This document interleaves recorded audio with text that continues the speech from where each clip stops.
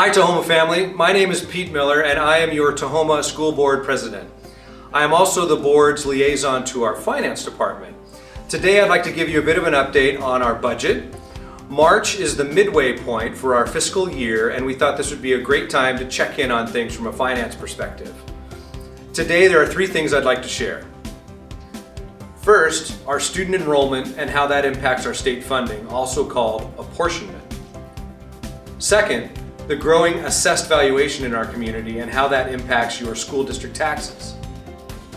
Third, and finally, I'm going to tell you about a significant consequence of that growing assessed valuation, which is the loss of our local effort assistance, also known as LEA funding. You may be seeing national and even local headlines about declining K-12 enrollment in public schools. I'm here to tell you that that's a very different story in Tahoma. You can see here that only 2 King County districts have seen an increase in enrollment from pre-COVID to now. And Tahoma is essentially back to its pre-COVID enrollment with only a 0.3% decline. Enrollment has steadily grown since returning to in-person instruction in 2021. And a professional demographer has told the district to plan for about 960 additional students between now and 2031. So, what does this mean from a budget perspective? The district receives money from the state primarily based on enrollment. The more students you have, the more funding you receive. This is called apportionment. There are a lot of factors that go into that formula, which is called the prototypical funding model. You'll see that Tahoma receives among the lowest revenue per student in King County. Still, the trending increase in enrollment means more state funding, which allows us to better serve our students. One of the other national headlines you may be seeing is how school districts are rich with cash coming out of the pandemic because of federal funding. Again, there's a different tale at Tahoma. Within King County, our district received nearly the least amount of COVID funding, or ESSER dollars, and our COVID-related expenditures far exceeded that funding.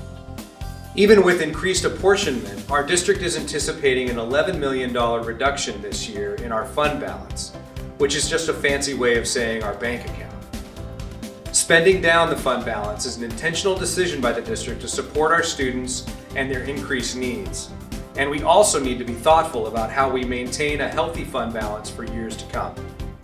The high fund balance also influenced our board to seek a lower levy rate when we ran the last levy in 2020, which is a great transition to our second topic, which is the impact of growing assessed valuation.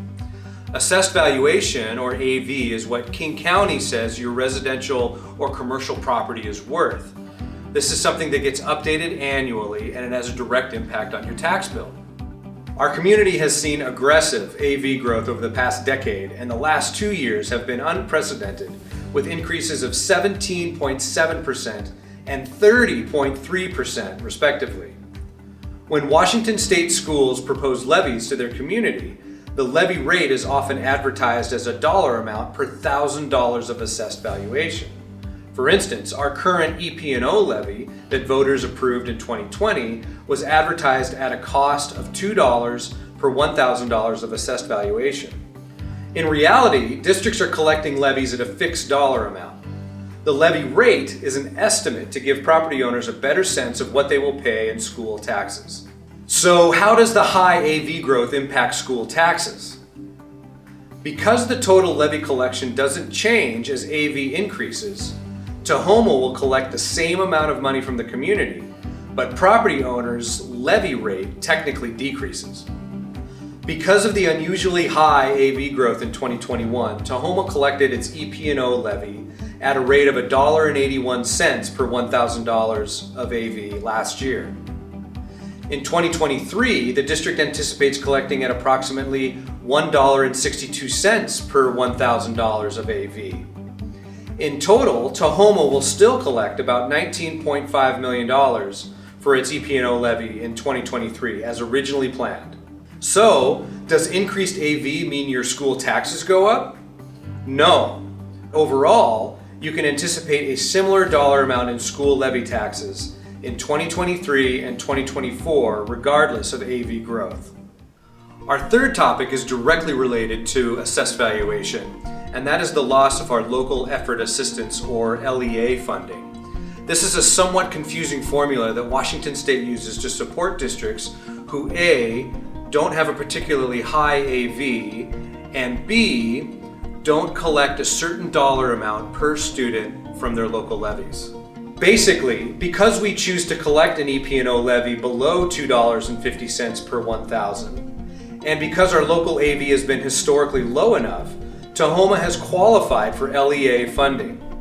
The state shared last spring that the district could anticipate $1.8 million in LEA funding this year based on projected AV growth.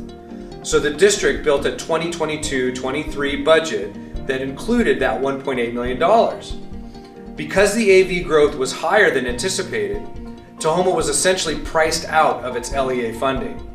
We unexpectedly lost that $1.8 million, which increased our deficit spending to the approximate $11 million that I mentioned earlier. One step Tahoma has taken is to ask our state legislators to implement a hold harmless agreement through the end of this levy cycle, because we were told that this was funding that we could plan for, but now won't be able to collect. The hold harmless agreement is the top legislative priority that we presented to our local leaders for the current legislative session. We hope to share good news with you soon, but it is likely that we won't recoup this loss. Those are 3 things you need to know about our current budget. We know you may have other questions and thoughts. We encourage you to go check out the district's Budget 101 website. We also have a dedicated website for current levies.